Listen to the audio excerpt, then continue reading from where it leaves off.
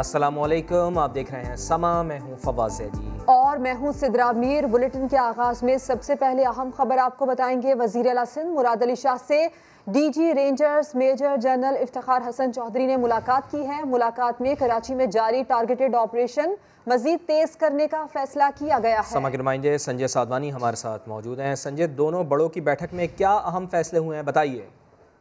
जी बिल्कुल, वज़ीर आला हाउस में डीजी रेंजर्स सिंध से वज़ीर आला सिंध सैयद मुराद अली शाह ने मुलाकात की है। मुलाकात में कराची में जारी टारगेटेड ऑपरेशन को मजीद तेज करने पर इत्तफाक किया गया है। वज़ीर आला सिंध की जानिब से डीजी रेंजर्स को ये हिदायत दी गई है कि शहर में अमन व अमान की सूरत बेहतर करने के लिए जो जारी टारगेटेड ऑपरेशन है स्ट्रीट क्रिमिनल के खिलाफ, उसको मजीद तेज किया जाए। कराची को अमन का गहवारा बनाना है। रमजान शरीफ के महीने में जो स्ट्रीट क्राइम की वारदातों में इजाफा हुआ, उस पर भी गुफ्तगू की गई है। तो वज़ीर आला सिंध ने DG ranger Sindh major general Iftikhar Hasan Chaudhry को फ्री हैंड दे दिया है और उन्हें कहा है कि वो शहर में जारी टारगेटेड ऑपरेशन और रेंजर्स की जो कार्रवाइयाँ हैं उनको मजीद तेज करें। पुलिस और रेंजर्स मिलकर मुश्तरका तौर पर शहर का अमन बहाल कराए। ये अहम फैसला है कि कच्चे के साथ साथ अब कराची शहर में भी जो ऑपरेशन है वो कुछ महीनों से थोड़ा सुस्ती का शिकार था, लेकिन अब उसे भी तेज करने का फैसला किया गया और बाज़ाब्ता तौर पर वज़ीर आला हाउस ने इसकी तस्दीक भी कर दी। बहुत शुक्रिया आपका संजय।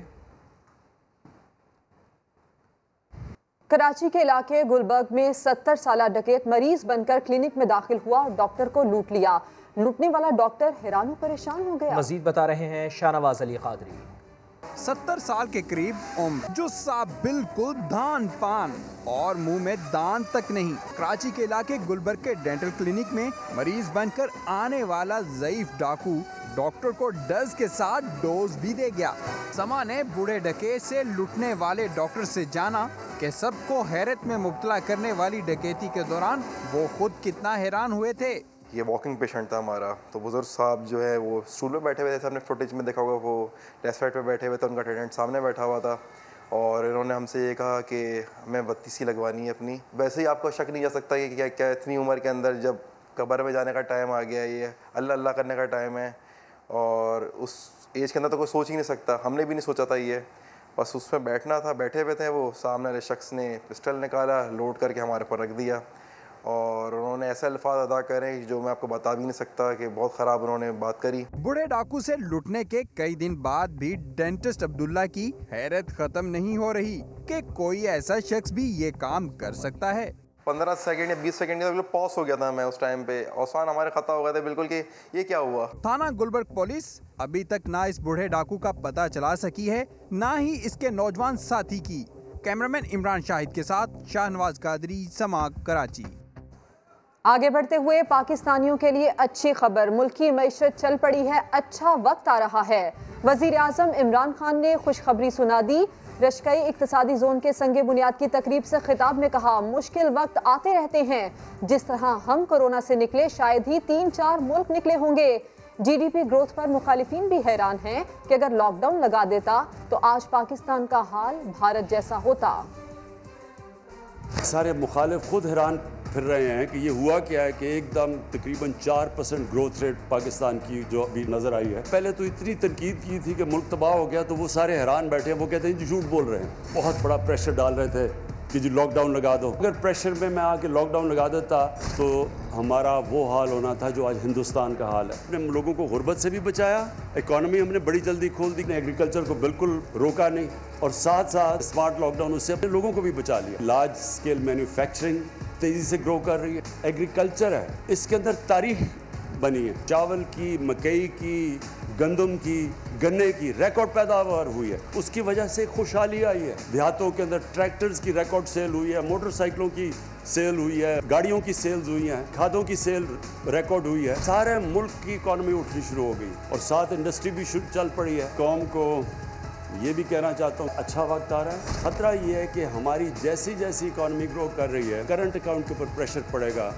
हमारे मुल्क से ज़्यादा डॉलर्स बाहर जाना शुरू हो जाएंगे। इससे हमने अब बचना है। साथ साथ हमने इसके ऊपर नज़र रखनी है कि हमें फिर कभी IMF के पास ना जाना पड़े। अब इन्वेस्टमेंट आ गई है, इंडस्ट्रियल जोन्स हैं, तो इंडस्ट्रियल जोन से इंशाल्लाह एक्सपोर्ट शुरू होगी। फिर हम बच जाएंगे कि जो हर थोड़ी देर के बाद जब हम ऊपर जाने लगते हैं हमारा करंट अकाउंट खसारे में चला जाता है। फिर ब्रेक लग जाती है, फिर हमें पैसे मांगने पड़ते हैं। इंशाल्लाह इन इंडस्ट्रियल जोन से इतनी ज़्यादा एक्सपोर्ट करेंगे कि हमें फिर इस ट्रैप में ना फंसना पड़े।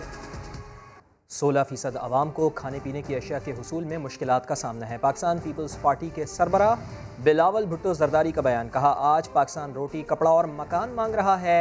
इमरान खान आवाम से सब कुछ छीन रहे हैं। पीपल्स पार्टी मुल्क की वो वाहिद जमात है जिसकी मौशी पॉलिसियाँ अवाम दोस्त हैं। नौजवानों को पीपल्स पार्टी ही रोज़गार फराहम कर सकती है। बिलावल भुट्टो जरदारी का मज़ीद कहना था, 3 सालों में तीसरा मुशीर ख़जाना लेकर आए हैं। FBR के 4 और बोर्ड ऑफ इन्वेस्टमेंट के 3 चेयरमैन बदल दिए, मगर इमरान खान मईशत में सुधार न ला सके। इमरान खान के टीम वर्क का ये आलम है कि मौशी टीम एक दिन फैसला करती है और अगले दिन काबीना उस फैसले को मुस्तरद कर देती है। PDM सरबराह मौलाना फजल रहमान और अपोजिशन लीडर मियां शहबाज शरीफ की आज अहम मुलाकात होगी। PDM इजलास और आइंदा की हिकमत अमली तय की जाएगी। मुलाकात फजल रहमान की रिहाइशगाह पर होगी। दोनों रहनुमा मुल्क की सियासी सूरत हाल और PDM की तकसीम के मामले का जायज़ा लेंगे। PDM के इजलास के हवाले से भी मुशावरत होगी। फजल रहमान सदर मुस्लिम लीग नून मियां शहबाज शरीफ के एजाज़ में इशाइया भी देंगे। और पंजाब असम्बली में पीपल्स पार्टी के पार्लिमानी लीडर हसन मुर्तज़ा का नून लीग के साथ मुफाहमत की सियासत के खिलाफ मज़ाहमत का ऐलान। समा को इंटरव्यू देते हुए बोले कि पीपल्स पार्टी को नून लीग के साथ मुफाहमत का नुकसान हुआ। PDM ने वापसी की मुखालिफत भी कर दी। ये भी कहा कि पीपल्स पार्टी के बगैर PDM का कोई मुस्तकबिल नहीं। मरियम बीबी को सोच समझकर बात करनी चाहिए। इसमें कोई ऐसी बात नहीं है जो वो हमसे जवाब मांगे, हम जवाब दें अपनी आवाम को। मरियम बीबी ने तो काफ़ी सारे जवाब देने हैं, वो जवाब मांगने चल पड़ी हैं। जिन पत्थरों को हमने अता की थी ज़िंदगी, उनको ज़ुबान मिली तो हम ही पे बरस पड़े। पीपल्स पार्टी और ANP अगर नहीं होती तो मैं नहीं समझता कि PDM का वजूद जो है वो बाकी रह जाता है। मैं मुस्तकबिल में सियासत भी हमजा शरीफ साहब की और मियाँ शहबाज शरीफ साहब की देख रहा हूँ। मरियम बीबी तो इस कश्ती का वो मलाह है जो खुद कश्ती डुबोना चाहता है। शहबाज शरीफ ने बड़े नशेबो फराज देखे हैं सियासत के अंदर। उनका वो जो टेम्परामेंट था ना, पेट फाड़ दूंगा, सड़क पर घसीटूंगा, उल्टा लटका दूंगा, वो काफ़ी कुछ इस बयानिए से सीख चुके हैं। इंशाअल्लाह ताला मरियम बीबी भी सीख जाएगी और बयानिया जो है वो मियाँ शहबाज शरीफ साहब का ही होगा। कुछ भी कर लो, टाइम पूरा करेंगे। कौमी असम्बली इजलास में अपोजिशन की शदीद मुखालफत और एहतजाज के बावजूद कौमी एहतसाब तरमीमी ऑर्डिनेंस में मजीद 120 दिन की तौसीक की करारदाद मंजूर हो गई। अपोजिशन वाले कोरम की निशानदही करते रह गए, लेकिन स्पीकर ने किसी की एक ना सुनी। करारदाद मंजूर होने पर इजलास गैर मुइना मुद्दत तक मुलतवी कर दिया गया। इस्लामाबाद से उस्मान खान की रिपोर्ट। कौमी असम्बली का इजलास शुरू होते ही कोरम आड़े आ गया। नून लीग के शेख फयाजुद्दीन ने आगाज के साथ ही कोरम की निशानदेही कर दी। स्पीकर की हिदायत पर गिनती हुई तो कोरम नामुकम्मल निकला। असद कैसर को इजलास मुलतवी करना पड़ गया। कोरम पूरा होने पर इजलास की कार्रवाई दोबारा शुरू हुई। कौमी असम्बली इजलास में मुल्क के आला इदारों के नाम से बनी हाउसिंग सोसाइटीज गैर कानूनी होने का इंकशाफ। शगुफ्ता जमानी ने बताया, कई अरकान असम्बली भी गैर कानूनी हाउसिंग सोसाइटियों में अपनी रकम फंसा बैठे हैं। एहसन इकबाल ने बल्दियाती इदारों की बहाली का मामला ऐवान में उठा दिया। अली मोहम्मद खान ने नैब तरमीमी ऑर्डिनेंस में 4 माह की तौसीक की करारदाद पेश की। कोरम की निशानदेही और अपोजिशन की शदीद मुखालफत और एहतजाज के बावजूद स्पीकर ने करारदाद की मंजूरी हासिल कर ली। All those in favor of the resolution में से आए, all those say no. I think I have it consequent resolution is adopted. Quorum की निशानदेही के बावजूद कार्रवाई जारी रखने पर नून लीगी रुकन मुर्तजा जावेद अब्बासी और स्पीकर के दरमियान तल्ख जुमलों का तबादला भी हुआ। आप देखें, ये 6 दफा आप कर चुके हैं। 6 दफा मैंने नहीं। आज आपने हिस्ट्री में किसी स्पीकर ने ये काम नहीं किया। मुर्तजा अब्बासी, आप गलत बयानी कर रहे हैं। आप गलत बयानी कर रहे हैं। मैं आपको बताता हूँ, आप गलत बयानी कर रहे हैं। करारदाद मंजूर होने के बाद असद कैसर ने गिनती की हिदायत कर दी। कोरम पूरा न होने पर इजलास गैर मुअय्यना मुद्दत तक मुलतवी कर दिया। लीगी रहनुमा उस्मा बुखारी की हुकूमत पर कड़ी तनकीद बोली। शहजाद अकबर FIA के दफ्तर क्यों गए थे? उनका FIA के दफ्तर में क्या काम? अगर शहजाद अकबर जहांगीर खान तरीन को NRO देना चाहते हैं तो उन्हें अपने ओहदे पर रहने का कोई हक नहीं। उस्मा बुखारी ने आने वाले बजट को IMF का बजट भी करार दे दिया।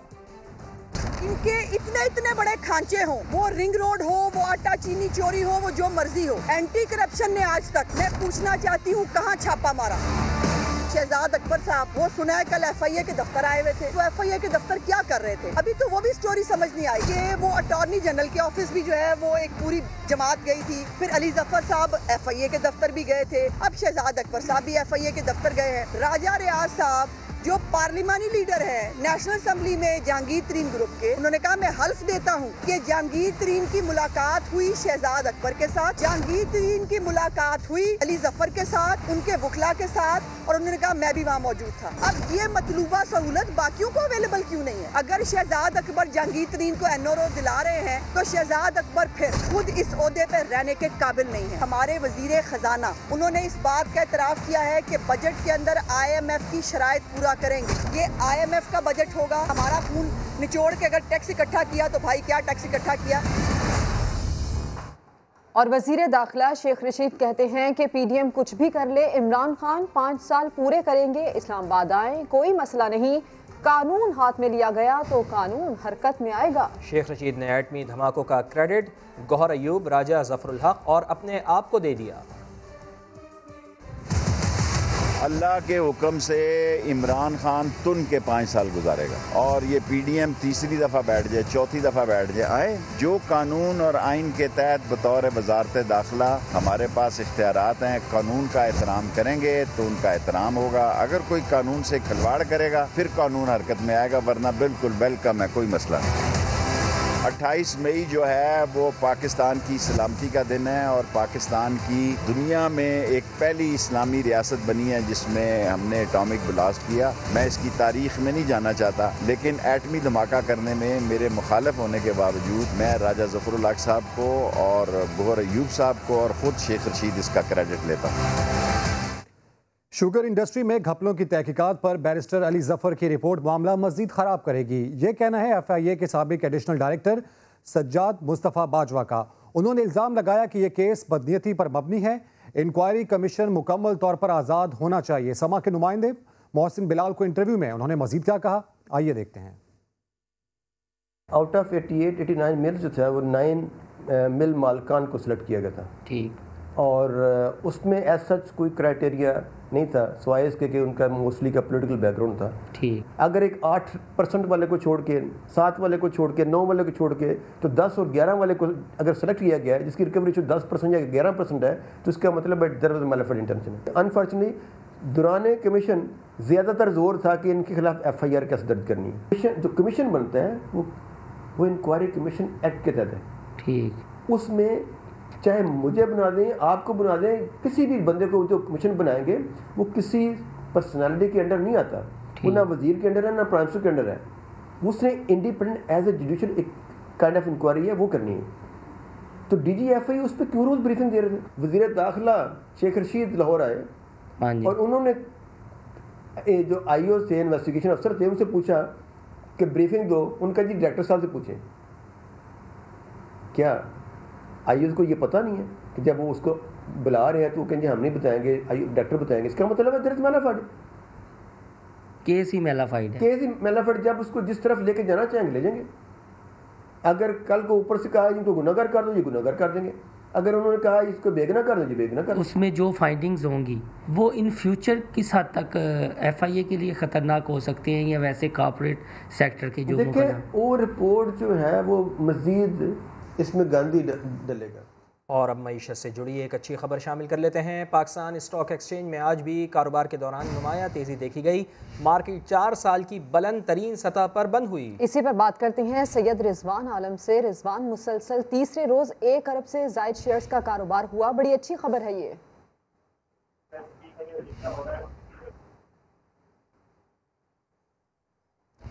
राबता करने की कोशिश करते हैं रिजवान आलम से। मईशत से जुड़ी अच्छी खबर है, पाकिस्तान स्टॉक एक्सचेंज में आज भी कारोबार के दौरान नुमाया तेजी देखी गई है। मार्केट 4 साल की बुलंद तरीन सतह पर बंद हुई है। जी रिजवान आलम।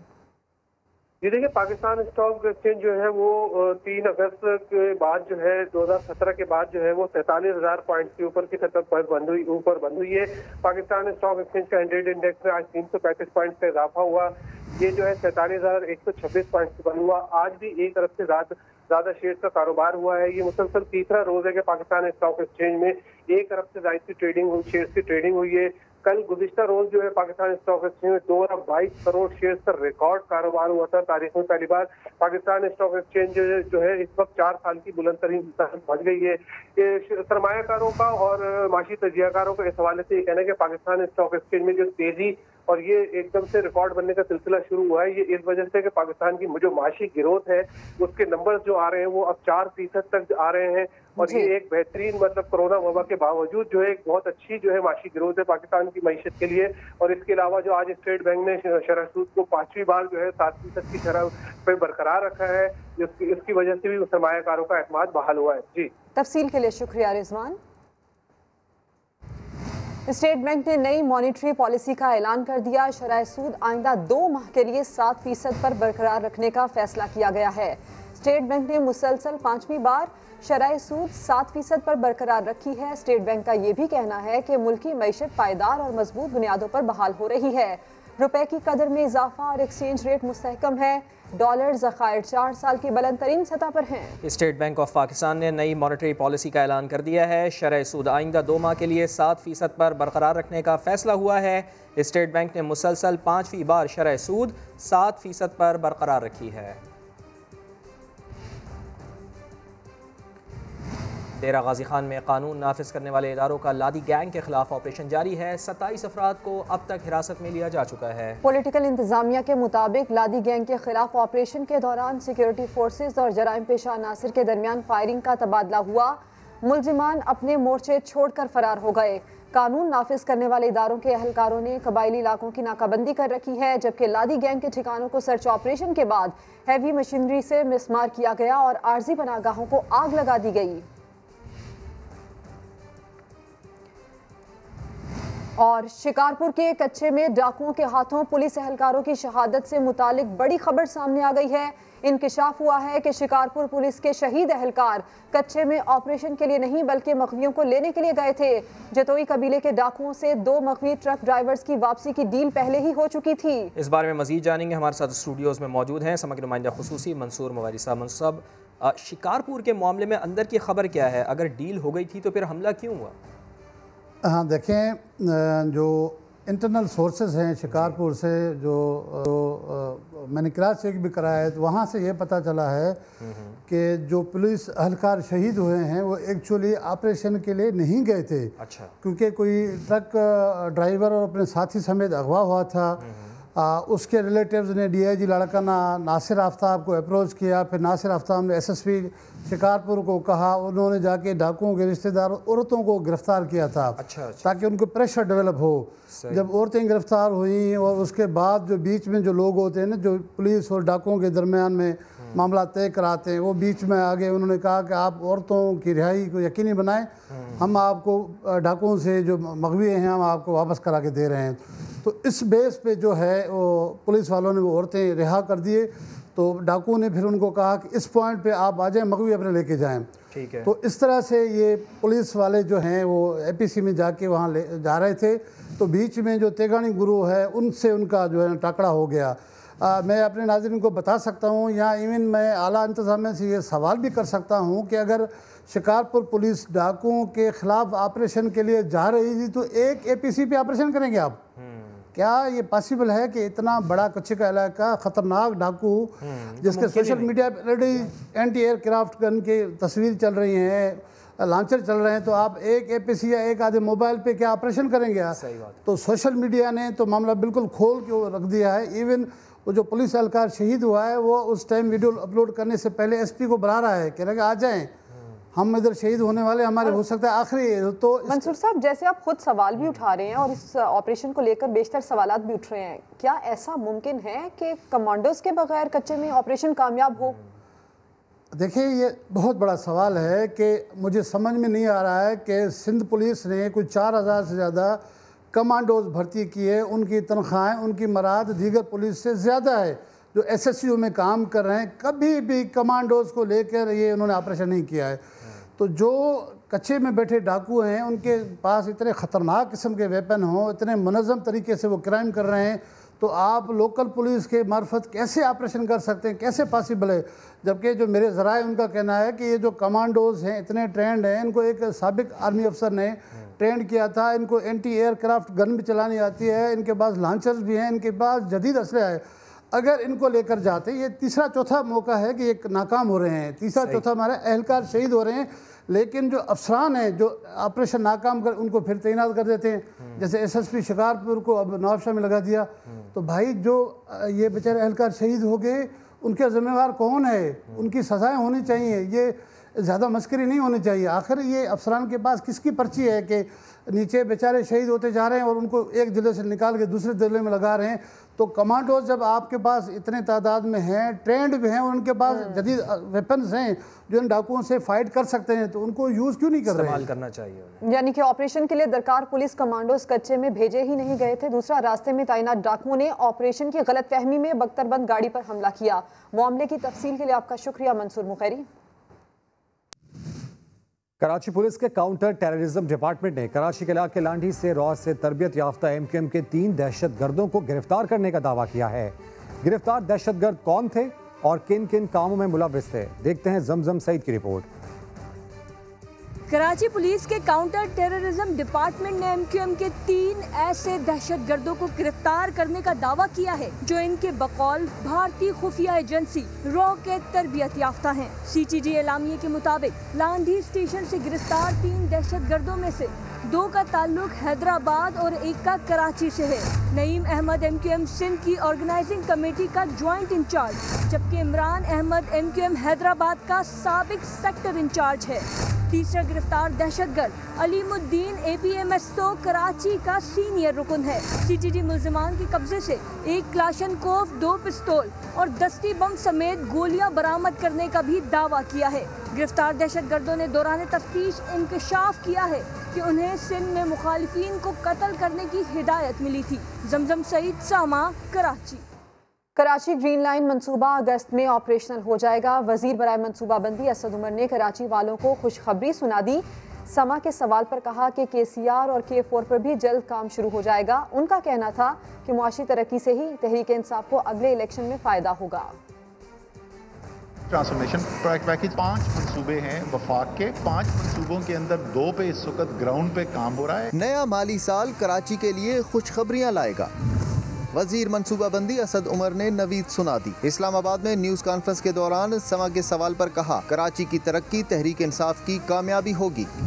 ग्रीन लाइन बस का मंसूबा है जो इंशाल्लाह ताला अगस्त सितंबर के अंदर वहाँ पे चलना शुरू हो जाएगा। दोनों रेलवेज के जो प्रोजेक्ट्स हैं, KCR जो है और कराची फ्रेट कॉरिडोर जो है, अगले 3 माह के अंदर उम्मीद है कि ट्रांजैक्शन स्ट्रक्चर्स अप्रूव कर दिए जाएंगे ताकि प्रोजेक्ट्स को कंस्ट्रक्शन में ले जाया जा सके। K4 का डिजाइन रिविजिट हो रहा है, बाबडा उसको रिविजिट करवा रहा है। जब वो मुकम्मल हो जाएगा तो अगले माली साल के अंदर उसके ऊपर भी काम शुरू हो जाएगा। असद उमर का कहना था, बारिश में नुकसानात से बचाव के लिए नालों की सफाई का काम भी जारी है। पूरा जो है निज़ाम ये महमूदाबाद का हमारी एक्सपेक्टेशन है कि जुलाई से पहले, जिस वक्त मानसून सीजन आता है उससे पहले मुकम्मल हो जाएगा।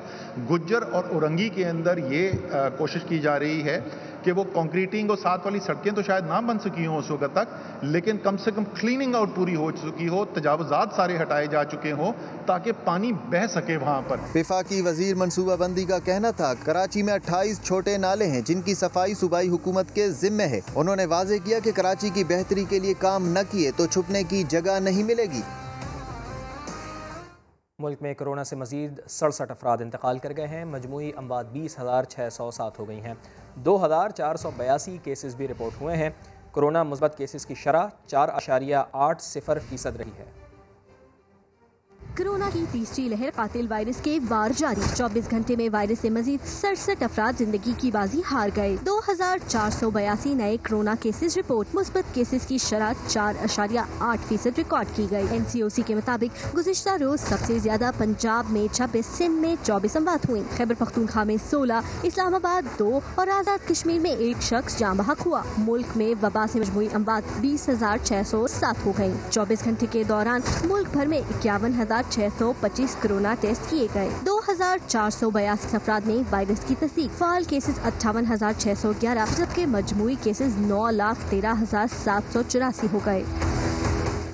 और अभी खबर ये कि भारतीय कोरोना वेरिएंट भी पाकिस्तान में पहुंच गया है। कौमी वजारत सेहत ने 1 केस की तस्दीक कर दी है।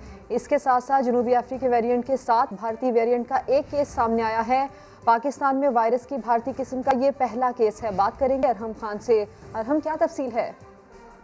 बिल्कुल ऐसा ही है। भारतीय कोरोना जो वेरिएंट है उसकी पाकिस्तान में पहला केस सामने आ गया है और वज़ारत कौमी सेहत ने इसकी तस्दीक भी कर दी है।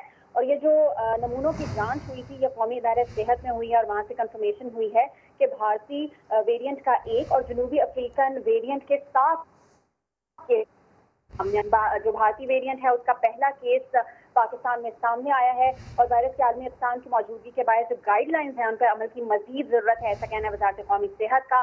मास्क के इस्तेमाल और कोरोना वैक्सीनेशन की भी ज़रूरत है।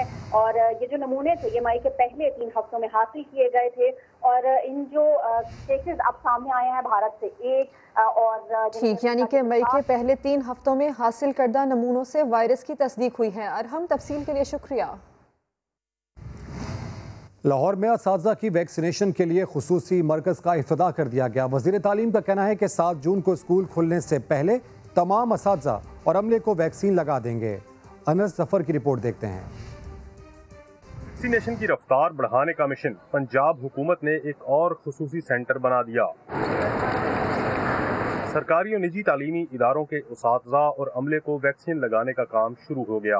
अब तक पंजाब ने 35 लाख लोगों को वैक्सीनेट कर दिया है। कोरोना का तोड़ 2 चीजें हैं, एक SOPs ऑब्जर्व करना, उससे ज्यादा बड़ा काम जो है वो अपने आप को वैक्सीन लगाना। सेंटर में मुख्तलिफ डेस्क बनाए गए हैं जहां डॉक्टर, ड्यूटी नर्सेज और दीगर मेडिकल अमला मौजूद है। वजीर तालीम के मुताबिक यहां आने वाले उसातिज़ा को बिला ताख़ीर वैक्सीन लगाने का मुकम्मल इंतजाम है। इंशाअल्लाह ताला हम 7 जून को स्कूल खोलने जा रहे हैं। हम चाहते हैं कि उससे पहले सब टीचर्स वैक्सीनेट हो जाएं। महकमा सेहत की जानिब से इस सेंटर पर रोजाना 1000 से 1500 तक वैक्सीन की खुराकें सप्लाई की जाएंगी। कैमरामैन खुरम फयाज के साथ अंस जफर, समा, लाहौर। NCOC की हिदायत के तहत महकमा सेहत खैबर पख्तूनख्वा ने सूबे के तमाम असातिज़ा और तालीमी इदारों में दीगर स्टाफ की कोरोना वैक्सीनेशन 5 जून से पहले शुरू करने की हिदायत कर दी है। मज़ीद जान लेते हैं रहम यूसुफजई से। जी रहम यूसुफजई, क्या तफसीलात हैं आपके पास? जी बिल्कुल, ये NCOC की हिदायत के मुताबिक खैबर पख्तूनख्वा महकमे सेहत ने ये फैसला किया है कि खैबर पख्तूनख्वा के तमाम असातिज़ा और स्कूलों में जो दीगर अमला है उन कोरोना जो है वैक्सीनेशन की जाए।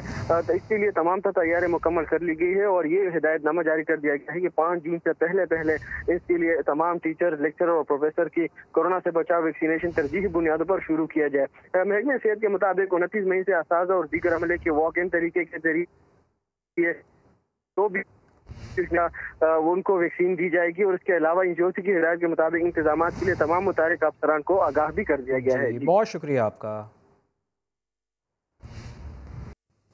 एंटी वायलेंट क्राइम सेल की कराची के इलाके गुलशन इकबाल में कार्रवाई। नौमौलूद को अगवा के बाद 3 लाख रुपए में फरोख्त करने वाली दाई बेटी समेत गिरफ्तार, बच्चा भी बाजियाब करा लिया गया। शाहनवाज अली कादरी की रिपोर्ट।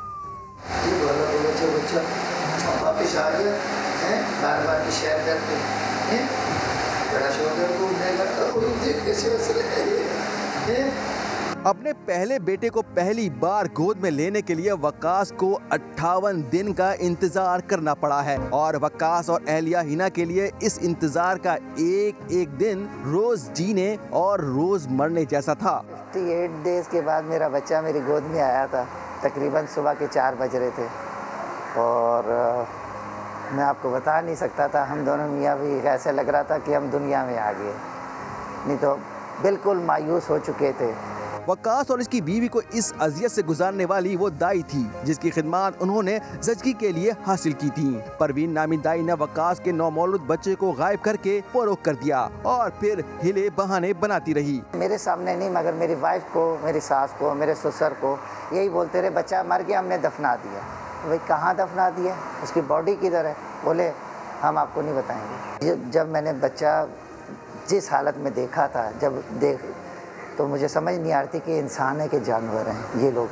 किस कहाँ रखा हुआ था बच्चा? उन्होंने बच्चे को, पुलिस को देखते साथ ही बच्चा लपेट के नीचे टेबल के नीचे फेंक दिया था। नौमौलूद बच्चे के गायब होने के बाद वकास को तवील जद्दोजहद करना पड़ी।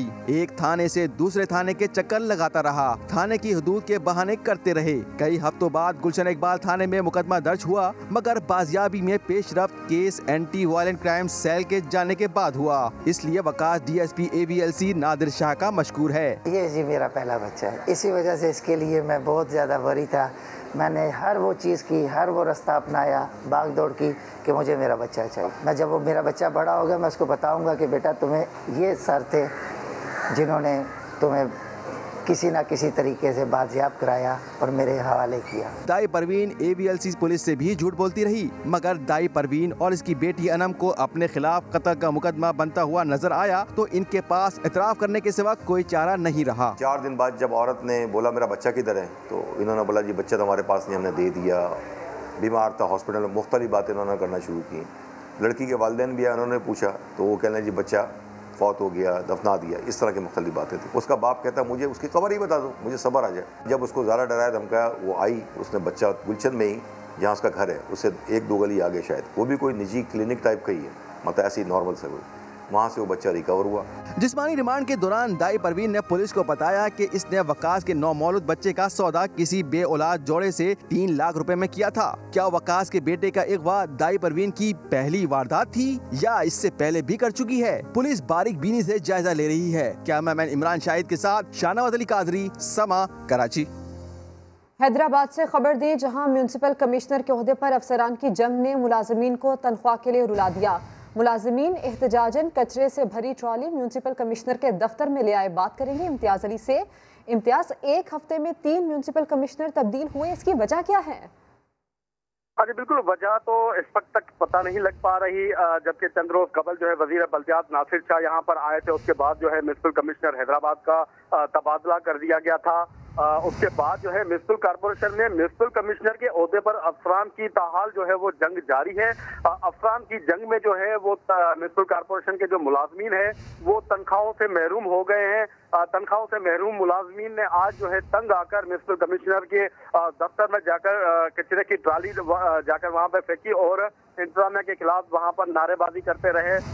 और जो मुलाजमीन का ये कहना है कि अफसरान की जंग में जो है हम फाका कशी की जिंदगी गुजारने पर मजबूर हो गए हैं। अगर जो है फौरी तौर पर हमारी तनख्वाहें अदा ना की गई तो जो है मुकम्मल तौर पर शहर का जो है वो कचरा उठाने से भी जो है वो गुरेज किया जाएगा और जो है जो है यहाँ पर एहतजाज किया जाएगा। जी, मामले की तफसील के लिए आपका शुक्रिया इम्तियाज अली।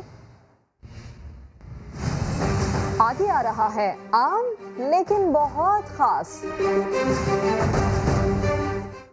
हुकूमत का आइंदा साल मौशी तरक्की 4.8% रहने का तखमीना। असद उमर की प्लान कोऑर्डिनेशन कमेटी की मंजूरियों पर प्रेस कॉन्फ्रेंस।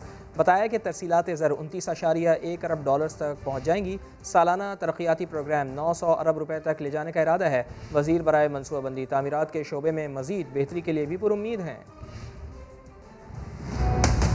सालाना जो वफाकी तरक्याती बजट है उसका साइज जो है वो इस साल 650 अरब रुपए था और अगले साल इसको बढ़ा के 900 अरब रुपए तक लेके जाया जा रहा है। हमारी जो तफसीलात ज़र आती हैं, तखमीना ये है कि साल के ख़त्म होने तक 29.1 अरब डॉलर तक पहुंच जाएंगे। अगले साल की तरसीलात ज़र का नंबर जो है वो 31.3 अरब डॉलर लिया गया है।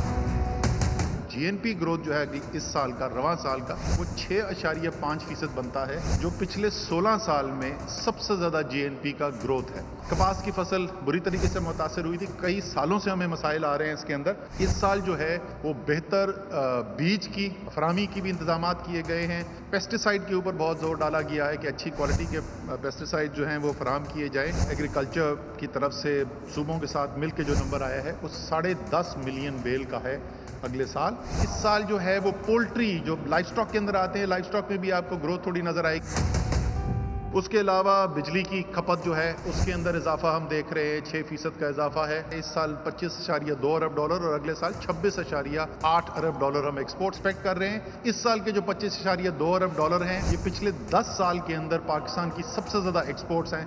ये 46% जो है वो एक्सपोर्ट्स के अंदर इजाफा है IT एक्सपोर्ट्स का 4.8% का जो GDP ग्रोथ का नंबर आप देख रहे हैं, इसमें हमारे तखमीने के मुताबिक 2.3 अरब डॉलर का करंट अकाउंट डेफिसिट होगा।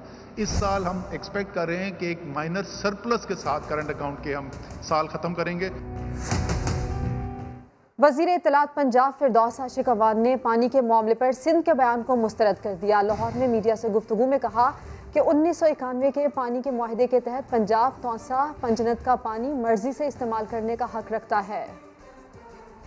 सिंध के अंदर चंद दिनों से पानी पे जो सियासत करके हमारी एक सियासी जमात सियासी उफक पे जिंदा रहने के लिए कोशिश इरसा के इजलास के हवाले से गलत बयानी करके ये तासुर देना पंजाब के किसी मेंबर ने उनकी आवाज को दबाने की कोशिश की है, तो हम इस सोच की भी मजम्मत करते हैं। सूबों के दरमियान जो गलत फहमियाँ पैदा करने की कोशिश हो रही है, इसको हर हाल में यही रोकना होगा। 1991 वाटर रिकॉर्ड के तहत तौसा पंजनत पंजाब का पानी है। कितनी मजाक खेज बात है, जब वो सिंध के अंदर पानी एंटर होता है तो 600 मील का एरिया जहां सिंध का बनता है उसके अंदर वो 39% लॉसेस एवेपोरेशन लैंड एब्जॉर्प्शन का फिगर सामने आ जाता है। हकीकत ये है पानी बड़े बड़े जागीरदार वडेरे सिंध हुकूमत की मिली भगत से चोरी करते हैं। हमारा ये मुतालबा है इरसा से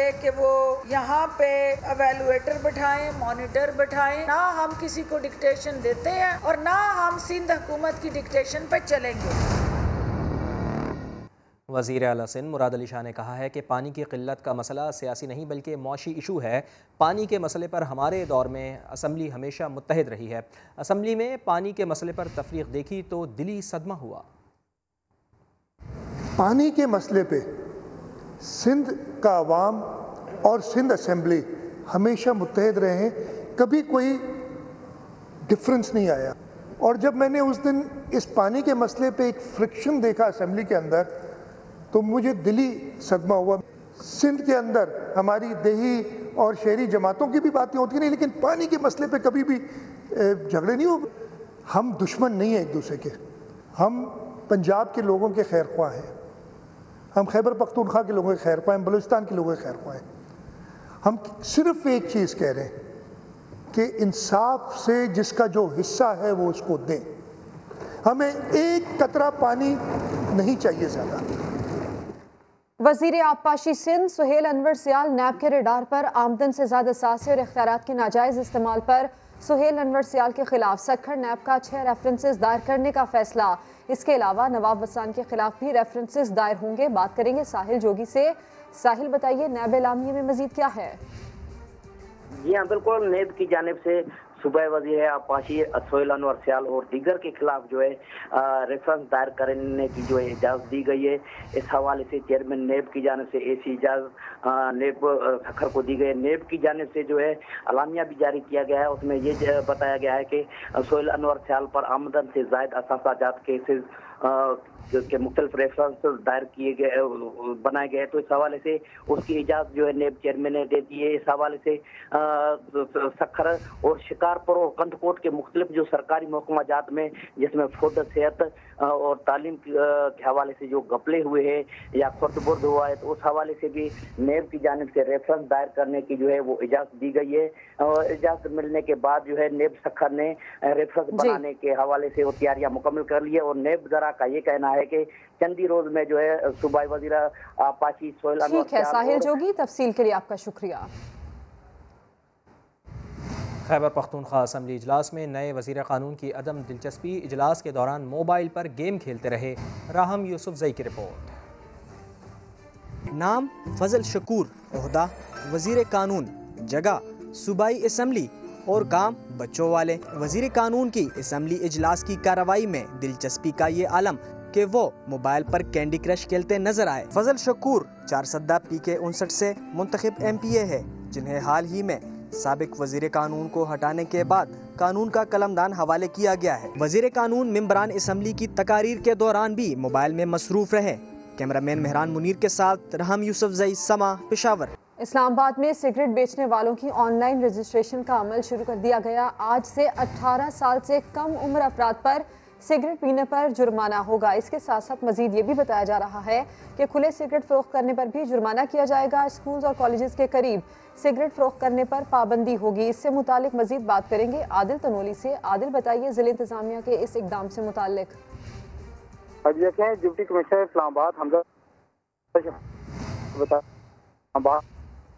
ऑनलाइन रजिस्ट्रेशन का अमल जो है शुरू कर दिया गया है। आज से 18 साल से कम उम्र को सिगरेट पीने पर जुर्माना होगा। कम उम्र नौजवान जो है उनको सिगरेट पीने पर एक्साइज डिपार्टमेंट 1000 रुपए से 1 लाख तक जुर्माना जो है ये कर सकेगा। Director excise and technician Bilal Azam की जानिब से ये कहा गया है। साथ ही साथ ये भी बताया गया है कि खुले सिगरेट फरोख्त करने पर भी जुर्माना होगा। स्कूलों कॉलेजों के करीब सिगरेट फरोख्त करने पर मुकम्मल पाबंदी एक्साइज टेक्नीशियन डिपार्टमेंट और जिले इंतजामिया की जानिब से लगा दी गई है। ताहम एक्साइज डिपार्टमेंट का अमला तमाम कवानीन पर सख्ती से अमल करवाया जाएगा। ये हदायत की गई है डिप्टी कमिश्नर इस्लामाबाद हमजा शफकात और एक्साइज टेक्नीशियन डिपार्टमेंट के जो एक्साइज का अमला कवानीन पर सख्ती से अमल करवाएगा। तफसील के लिए शुक्रिया आदिल। लाहौर समेत पंजाब में मुर्गी के गोश्त की कीमत 450 रुपये फ़ी किलो की रिकॉर्ड सतह पर पहुंचने के बाद गिरना शुरू हो गई है। एक रोज़ में फ़ी किलो कीमत 67 रुपये कम हो गई। मोहम्मद लुकमान की रिपोर्ट।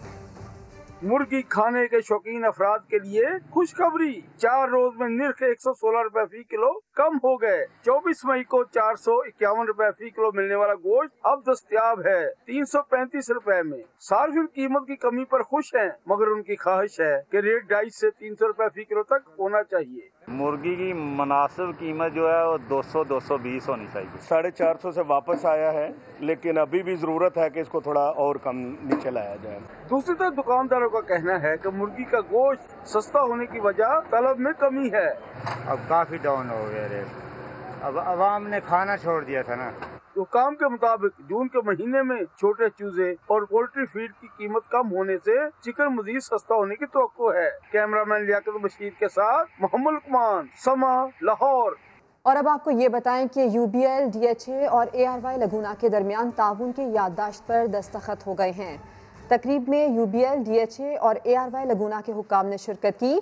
UBL इंतज़ामिया के मुताबिक आज से ARY लगूना के सार्फिन को सर्विसेज फराहम की जा रही हैं। ये एक बहुत बड़ा संगे मील साबित होगा। ARY लगूना की इंतज़ामिया ने कहा कि पाकिस्तान में बहुत बड़ा प्रोजेक्ट बनने जा रहा है। सार्फिन के सरमाए के तहफ़्फ़ुज़ के लिए UBL का ताउन हासिल किया है। फलों के बादशाह आम मार्केट में तशरीफ़ ला चुके हैं। फ्रूट मंडी में आम का राज है। सबके पसंदीदा फल पर कराची से सैयद रिजवान आलम की रिपोर्ट देखिए। अदब, मुलाहिजा, होशियार। क्या बच्चे, क्या बड़े और क्या बूढ़े, सभी आम शौक से खाते हैं। आइए आपको आमों की दुनिया में लिए चलते हैं। कराची की फ्रूट मंडी में फलों के बादशाह ने अपनी आमद के साथ ही धूम मचा दी है। सरोली लेने वालों, सिंधी लेने वालों, लंगड़ा लेने वालों, VIP माल लेने वाले। पूरी मंडी सिंधड़ी, सरोली, लंगड़े और दशहरी की खुशबुओं से महक रही है।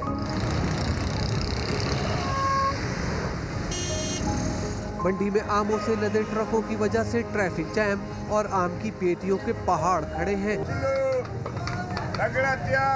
मगर ये पहाड़ जिस तेजी से बन रहे हैं उतनी ही तेजी से खत्म भी हो रहे हैं। गाडर 12-12 किलो के गाडर। माशाखोर बोली लगाना शुरू करते हैं और सौदे बनना शुरू हो जाते हैं। बादशाह सलामत की फरोख्त का हजम इतना ज़्यादा है कि खरीद और फरोख्त का अंदाज भी दीगर फलों से बदल जाता है। 420 बड़े बड़े सौदों की रकम का लेन देन रुमालों में छुपा कर किया जा रहा है। सिंधड़ी, सरोली, लंगड़ा, दशहरी, रटोल, हर आम आ चुका है इस टाइम, क्योंकि ये पकने का टाइम है। मई, जून, जुलाई में इस टाइम आम बोलता है मुझे तोड़ लो, नहीं तो मैं गिर जाऊंगा जमीन पे। सीजन के आगाज में आने वाले तमाम आम ही कराची की फ्रूट मंडी में मौजूद हैं, मगर कीमत सबसे ज्यादा सिंधड़ी की है, जिसका सबब बैरून मुल्क सिंधड़ी की पसंदीदगी है। सिंधड़ी की 10 किलो की पेटी 700 रुपए में फरोख्त हो रही है, यानी मंडी में सिंधड़ी की कीमत 70 से 75 रुपए फी किलो तक है। इस टाइम सबसे अच्छा ज़ायके में सरोली है और रटोल है, मगर एक्सपोर्ट के हिसाब से सिर्फ सिंधड़ी है। सबसे अच्छा जो रेट मिल रहा है वो सिंधड़ी को मिल रहा है। सिंधड़ी और चौसा पाकिस्तान की वो आम है जिनका दुनिया में कोई सानी नहीं है। बैनुल अक़वामी मंडियों में सिंधड़ी के उतरते ही भारत समेत दुनिया भर के आमों का काम ठंडा हो जाता है। पाकिस्तान का आम दुनिया में फैलता है तो इंडिया का आम को लोग साइड पे कर देते हैं। सिंधड़ी धूम मचा रहा है, सरोली मंडी को महका रहा है, मगर फिर भी मंडी में एक कमी सी है और वो कमी पंजाब के चौसा की आमद पर ही पूरी होगी। 8 से 10 दिन लग जाएंगे, चौसे की भी तुड़ाई होना शुरू हो जाएगी। मंडी में फलों का शहंशाह क्या आया, दीगर फलों का कारोबार ही ठंडा हो गया है। तकरीबन 7,000 की 6,000 रुपए की केले की पेटी बिक्री थी। आम शुरू होते ही इसके जवाल आ गया केले का। इस टाइम 3,000 रुपए की 4,000 रुपए की खरीदार भी नहीं है। व्यापारियों के मुताबिक रमजान के आखिर में मंडी में एंट्री देने वाला आम अगस्त के इख्तिताम तक आवाम का मुंह मीठा करता रहेगा। आम को फलों का बादशाह कहा जाता है क्योंकि इसका न सिर्फ जायका लाजवाब है बल्कि इसके खाने के इतने फवाइद हैं कि उनको शुमार करना भी मुश्किल है। कैमरामैन कामरानुद्दीन के साथ सैयद रिजवान आलम, समा, कराची। अभी लेंगे ब्रेक जिसके बाद होंगी हेडलाइंस। आप देखते रहिए समा।